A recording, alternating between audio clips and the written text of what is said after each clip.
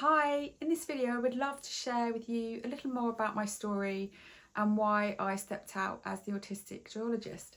So my name's Nikki Butler and I was diagnosed autistic and ADHD in my mid-40s.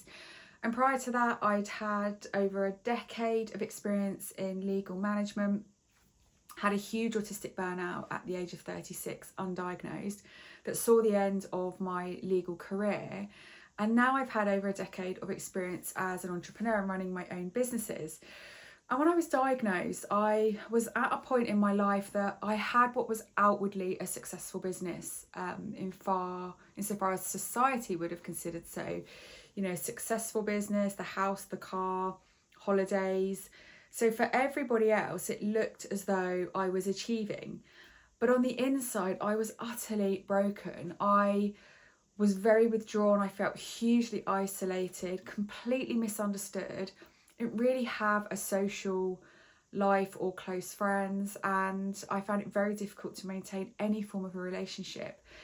And when I got my diagnosis, it felt like this huge epiphany, because it felt like I suddenly had answers for all of the reasons that I'd struggled so much.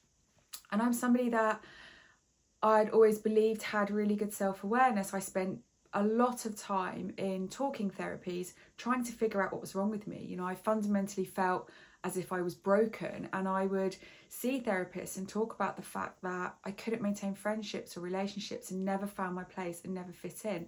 And at no point did anybody ever suggest that I was autistic or ADHD. And actually my diagnosis came a little bit out of the blue. So I was diagnosed ADHD first, and the reason that happened was two people in the space of a week asked me if I had ADHD, and I'd never really thought about it before. It wasn't something that was on my radar, and I just remember thinking that's odd that two people in the space of a week have asked me the same thing in very different contexts. So I went away and did quite a lot of research, and things started to make sense for me and started to resonate. You know, the reasons why I found it so hard to do some of the executive functioning things that others seem to find so easy. You know, my inability to sort of organise or prioritise, and things like never being able to follow instructions or directions, and always having this brain that felt like it was sort of wired and unable to sit sort of still and relax. But I didn't fidget in the way that I guess I had perceived was an indication of ADHD. So after about 3 months of researching, took about 20 online tests, I reached out to my GP and asked for a referral for an ADHD assessment. And actually, looking back, it was a bit upsetting, because my GP had sort of said to me, oh, we've had a few people recently reach out and say they feel like they're a little bit weird. And I was thinking, it's not a kind thing for a GP to say, but actually now it goes to show the lack of understanding around ADHD, particularly in female adults. At that point, the wait list was around 4 years from my local health authority. So if you're someone that's considering a diagnosis at the moment, every local authority is going to have a different wait time. And because it was 4 years, I worked with my GP, and when I actually paid for a private assessment, but under the advice of my GP. So I went with an NHS partner, which is really important, particularly now, to make sure that it is a diagnosing psychiatrist that's recognised by the NHS, because you go through a process of titration, which means that they hand you over to your NHS. So you can, if you're prescribed medication, you can get your medication on the NHS. I can't take medication, I have a heart condition, but that's a bit of an aside there, just in case you are someone that's considering a diagnosis. So I had my assessment, and the diagnosing psychiatrist confirmed I had ADHD, but also referred me for full autism assessment. And at that point, I hadn't even considered that I was autistic. You know, and I often think about why had I not realise, and really it goes towards the stereotypes. You know, there was nobody there like me for me to look at and say, hey, that's me, I'm similar to that person, you know, an adult woman. And that was the same through, you know, my teens and sort of onwards. There was never anybody like me to connect with, to think, hey, hang on, like that's like me, I might be autistic or I might have ADHD. And that's why I'm so passionate about raising awareness and breaking down the stereotypes, because of course I'm nothing like a small boy that is autistic and ADHD. And bear in mind that, at the time of the recording, the diagnostic criteria is hugely gender biased, and most of the studies were carried out on young white males, and more specifically middle to upper class white boys. So that does not resonate with me at all. And actually the research is showing that females are much more attuned to masking and camouflaging, so we very quickly work out what's expected of us, and we work very hard to cover up and become that version of ourselves. And I'm often asked, why is it that I focus on working with women, and why do I not include everybody in the work that I do? And absolutely, much of the work that I do is relevant, and it doesn't mean that you can only work with me if you're an autistic or ADHD female.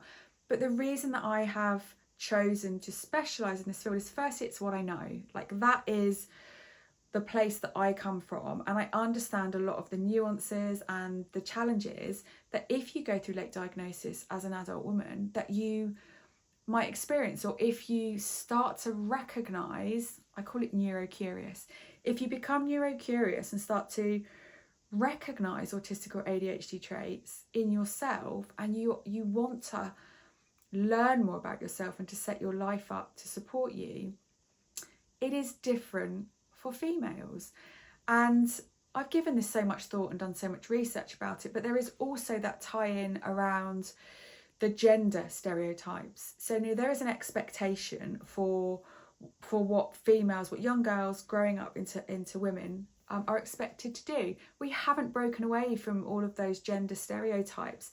And sadly, there's a lot of research showing the rise of misogyny, and all of the incredible work that many women have done to find this equal playing field, this level of equality between the genders has, been unravelled in some ways through some of the very damaging social media personalities that have been present over the recent years. And so I do think there's a different challenge and nuances that affect females that are autistic and ADHD, because we have those gender stereotypes alongside these outdated stereotypes of what autism and ADHD look like. And so that's very personal to me, because I've grown up undiagnosed, I've grown up under the pressure, and I've spoken to so many women that resonate with the experiences that I've had, that have gone to great lengths to cover up who they really are, compromise and sacrifice themselves. And maybe that sounds really familiar to you. And when I was diagnosed, I was just met with all of this advice and the tools and techniques and coaching methods that weren't working for me, and that made me feel really broken and useless. Here I was with this epiphany of, oh my goodness, I'm autistic and ADHD, and this is the reason for the experiences that I've had today.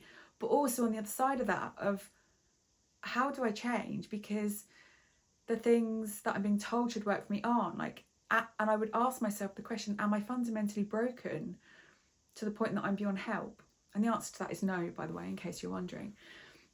And so that's why I stepped out as the Autistic Joyologist, with this really clear purpose to be able to support other women like me.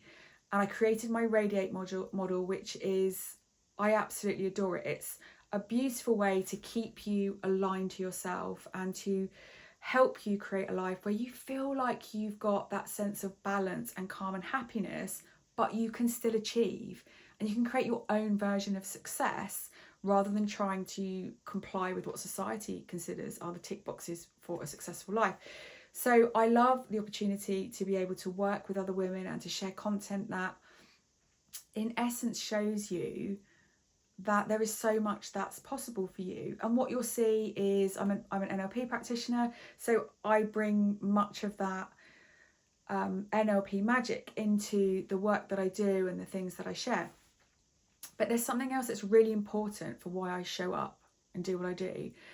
And that's because I absolutely do not want our future generations of neurodivergent girls to repeat the experiences that I am and many women like me have had. you know, at the time of recording, I'm 48 years old, and it blows my mind that I am, you know, recreating a life and unpicking limiting beliefs or experiences that I've had, you know, up to this point. And there has been so many moments of trauma, of difficulty and a struggle, and growing up and living as an adult with this feeling that I'm not worthy and that I'm broken and that I felt so lonely and isolated and misunderstood. Like, it breaks my heart to think that our future generations are going to grow up and have the same experiences. And recently I was interviewed by Naga Manchetti on BBC Radio 5 Live, and we're talking about my corporate burnout, so at the age of 36.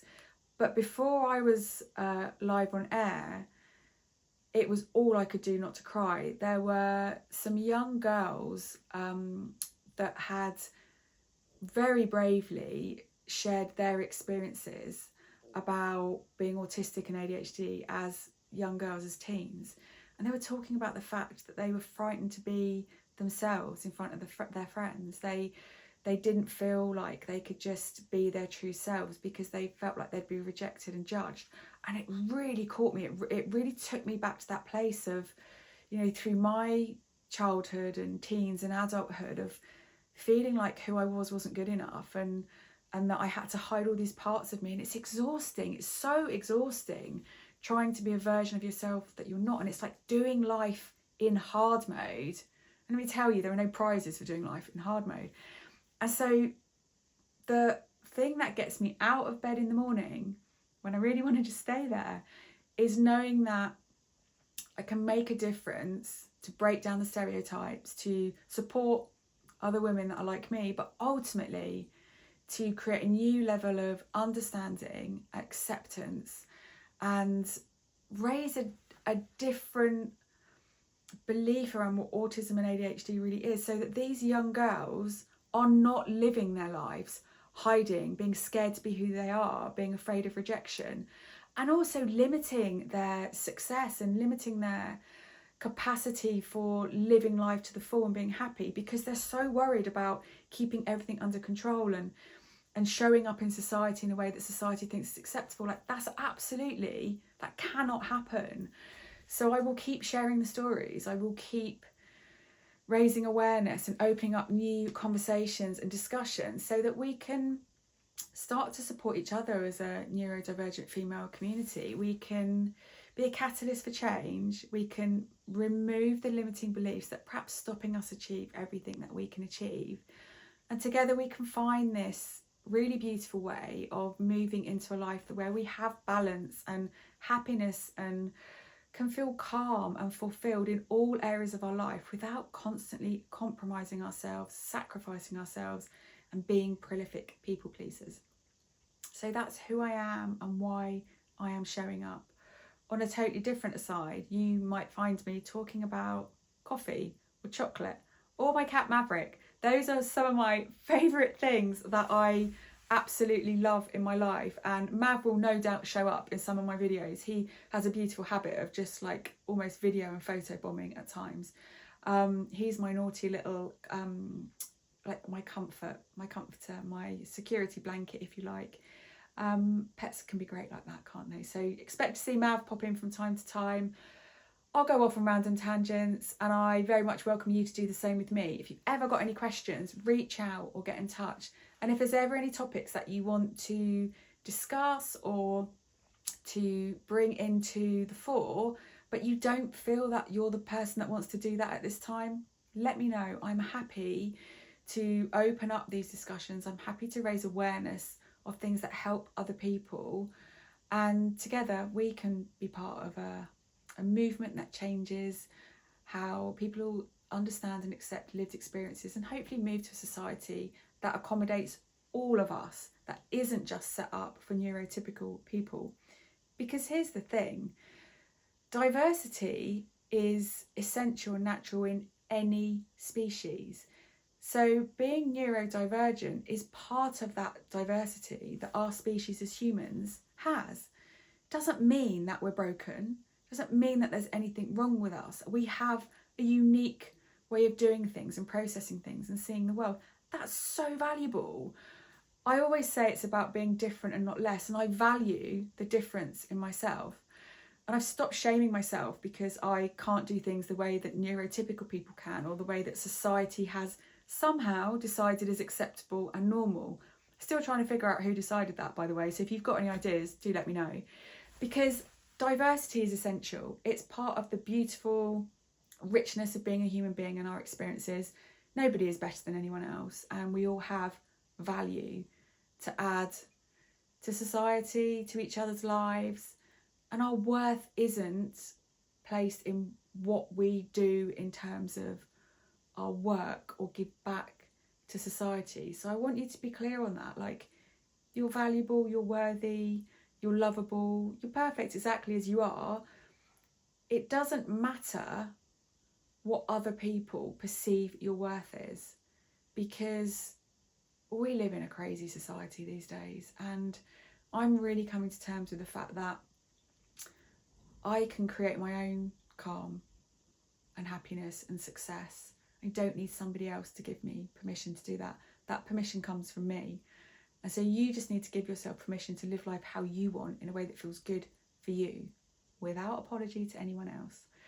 Love to hear your thoughts. If you've got any questions for me, feel free to reach out. You can always comment on videos. You can get in touch via socials. You can email me, hello@autisticjoyologist.co.uk. And together we can make a difference. And I will see you very soon.